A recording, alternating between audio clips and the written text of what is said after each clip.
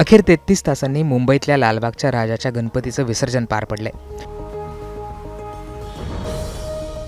मुंबईतल्या गिरगाव चौपाटीवर हजारो गणेश भक्त राजाच्या विसर्जनाची आतुरतेनं वाट पाहत होते। पण यंदा न भूतो न भविष्यती असा उशीर लालबागच्या राजाच्या विसर्जनाला झाला। त्यामुळे यावर आता अनेक सवाल उपस्थित केले जात आहेत। गुजराती बनावटीच्या तराफ्यावर मूर्ती चढवण्यास अडचणी आल्या की भरतीमुळे विसर्जन शक्य झालं नाही, अशा अनेक प्रतिक्रिया आता समोर येत आहेत। नेमकं कारण काय आहे हे समजावून घेण्याचा प्रयत्न करूयात। लालबागच्या राजाच्या विसर्जनाला यंदा 33 तास लागले। मिरवणूक सुरू झाल्यानंतर 22 तासांनी लालबागच्या राजाची मिरवणूक गिरगाव चौपाटीवर आली। मिरवणुकीला येण्यास काहीसा विलंब झाला। मिरवणूक जेव्हा चौपाटीला आली तेव्हा भरती सुरू झाली होती।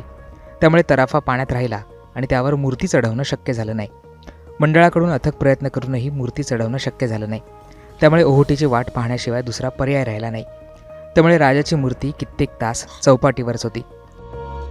यंदा राजाच्या विसर्जनासाठी खास स्वयंचलित तराफा गुजरातवरून आणण्यात आला होता।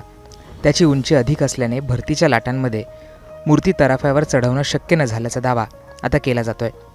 गुजरातचा हा तराफा पूर्वीच्या तराफ्याच्या दुप्पट आकाराचा आहे। या तराफ्याच्या तळाशी विशेष प्रोपेलर प्रणाली बसवण्यात आली आहे। लाटांचा वेग, दिशा लक्षात घेऊन हा तराफा स्वतःवर नियंत्रण ठेवतो। या सगळ्यावर बोलताना लालबागचा राजा मंडळाचे मानद सचिव सुधीर साळवी म्हणाले, आमचा विसर्जन सोहळा भरती आणि ओहोटीवर अवलंबून असतो। विसर्जनाला जो उशीर झाला त्यासाठी दिलगिरी व्यक्त करतो। भरती लवकर आली आणि आम्हाला 15 मिनिटे उशीर झाला, त्यामुळे पुढील अडचणींचा सामना करावा लागला। तर लालबागच्या विसर्जनात सहभागी होणारे गिरगाव चौपाटीचे नाखवा हिरालाल वाडकर म्हणाले, ओहोटी भरतीचा अंदाज लालबागचा राजा मंडळाला आला नाही। आम्ही वाडकर बंधू बरीच वर्ष लालबागच्या राजाचे विसर्जन करत आलो आहोत। मात्र काही कारणामुळे राजाचे विसर्जन आता वाडकर बंधूंकडे नाही।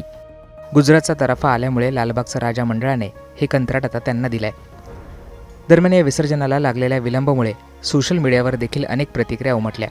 काहींनी गुजराती बनावटीच्या तराफ्यावर भाष्य केलं, तर काही नेटकऱ्यांनी भक्तांना देण्यात येणाऱ्या वागणुकीवर बोट ठेवत बाप्पाने मंडळाला चौपाटीवर ताटकळत उभं केल्याची टीका देखील यावेळी केली।